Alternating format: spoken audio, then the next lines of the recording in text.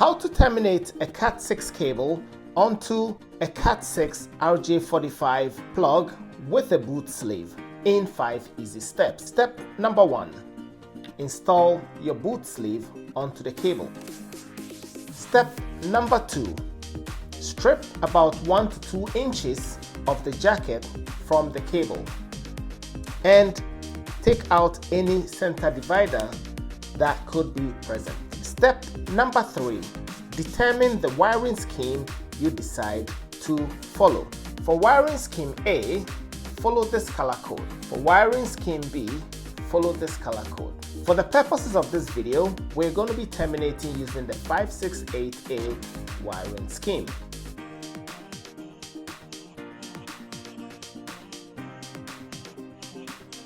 Step number 4.